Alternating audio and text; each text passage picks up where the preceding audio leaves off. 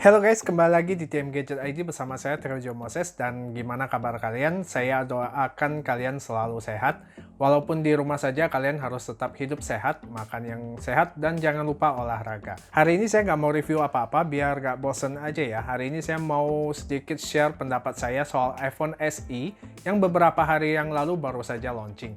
Dan mungkin sedikit perbandingan dengan iPhone XR yang lagi saya pakai. Katanya iPhone SE ini adalah iPhone murah dengan memakai chipset terbaru dari Apple, yaitu A13 Bionic. Jadi chipset ini adalah chipset yang digunakan iPhone terbaru tahun lalu, yaitu iPhone 11, 11 Pro, dan 11 Pro Max, yang harganya bisa mencapai belasan juta rupiah. Oke, pertama kita sedikit flashback dulu. Dari segi desain, iPhone SE ini persis seperti iPhone 8 yang launching tahun 2017 kemarin. Dari segi ukuran dimensinya, beratnya, desain bodinya, bahkan layarnya juga sama dengan iPhone 8, memakai IPS Retina display. Yang membedakan secara fisik iPhone SE ini adalah pada bagian logo Apple yang di belakangnya sekarang digeser ke tengah seperti seri terbarunya. Nah, itu sedikit perbandingan dengan iPhone 8, intinya secara spek hampir sama dengan iPhone 8. Dan bagaimana perbedaannya dengan iPhone XR? Perbedaannya ada pada chipsetnya. Ini yang buat saya bingung karena pengaruhnya besar pada kecepatannya mengakses aplikasi, main games, dan juga performa untuk baterainya. Tapi untuk baterai dan RAM iPhone SE ini belum bisa dipastikan karena seperti biasa Apple tidak menyebutkan soal speknya ini. Dan setelah saya searching, data di gsmarena.com tertulis kalau baterai iPhone SE ini sama dengan iPhone 8.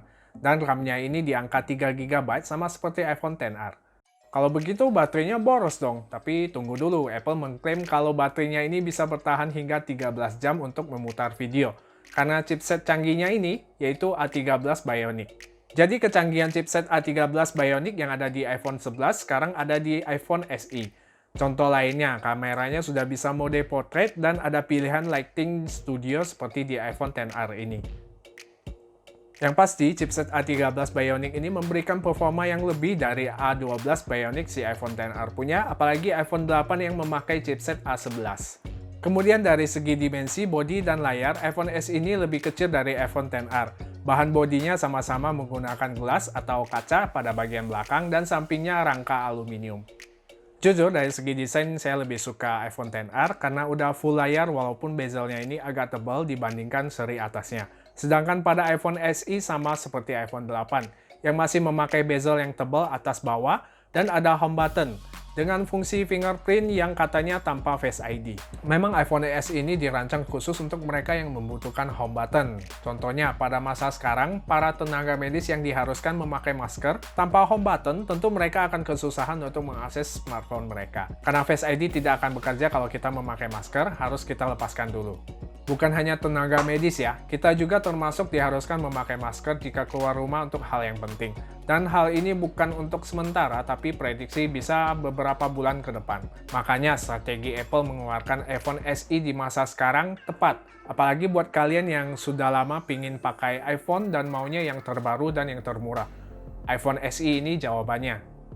Paling murah versi 64GB di angka $399, jika dikalikan kurs dolar 15.600 itu sekitar 6,2 jutaan.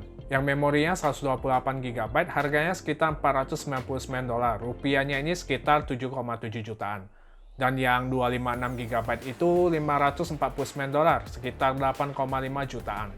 Pilihan varian warnanya ada 3, putih, hitam, dan warna merah. Ukuran layar iPhone SE 4,7 inci yang memiliki resolusi 750x1344 pixels. Sedangkan layar iPhone XR berukuran 6,1 inci dengan resolusi 828x1792 pixels. Keduanya dengan layar IPS LCD Retina display yang memiliki kerapatan pixelnya 326 ppi. Resolusi kamera belakangnya sama, yaitu 12 megapiksel, kamera depannya 7 megapiksel. Tapi karena iPhone SE ini memakai chipset A13 Bionic, kameranya ini katanya lebih baik daripada iPhone XR, bahkan katanya lebih bagus dari seri yang lainnya.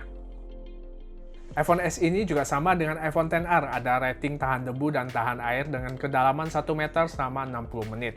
Dan tidak ketinggalan ada fitur wireless charging. Untuk memori RAM iPhone SE memang belum bisa dipastikan berapa, apakah sama dengan iPhone XR yaitu 3GB.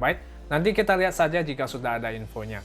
Untuk baterainya, jika benar iPhone SE ini sama seperti iPhone 8, berarti baterainya ini 1821 mAh, sedangkan iPhone XR sekitar 2942 mAh. Selisihnya jauh, bisa sampai 1000-an mAh lebih. Tapi balik lagi, performa chipsetnya ini juga berperan untuk baterainya.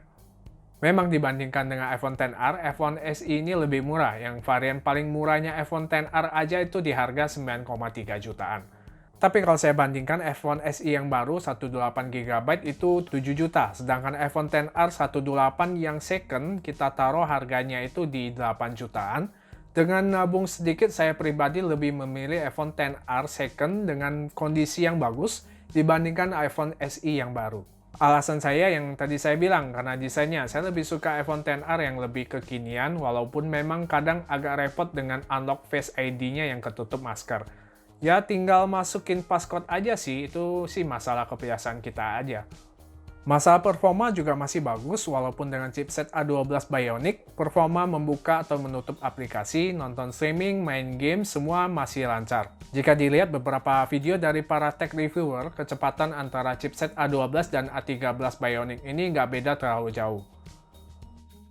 Kalau soal baterai, kembali saya nggak bisa banyak komentar karena seperti yang saya bilang tadi, jika benar baterainya iPhone SE ini sekitar 1800 mAh, mungkin dengan layar yang kecil ditambah performa chipset A13 Bionic bisa jadi lebih panjang durasi pemakaiannya. Kalau dilihat secara data sih, iPhone XR lebih unggul dengan 16 jam untuk video playbacknya. Pemakaian saya selama 1 tahun lebih ini, baterai iPhone XR ini termasuk awet. Jadi, dari kedua iPhone ini saya pribadi melihat dari segi desain dan performa. Apakah iPhone SE ini mahal atau murah? Semua kembali kepada kalian, sesuaikan dengan kebutuhan dan budget kalian. Oke, sekian video hari ini soal pendapat saya tentang iPhone SE. Jika ada salah, bisa bantu saya koreksi di kolom komentar. Saya juga masih belajar, semoga apa yang saya sampaikan bermanfaat buat kalian. Like jika kalian suka, jangan lupa subscribe agar saya lebih semangat lagi untuk membuat video seperti ini. Saya Tero Moses pamit, sampai ketemu di video selanjutnya. Selalu hidup sehat dan God bless.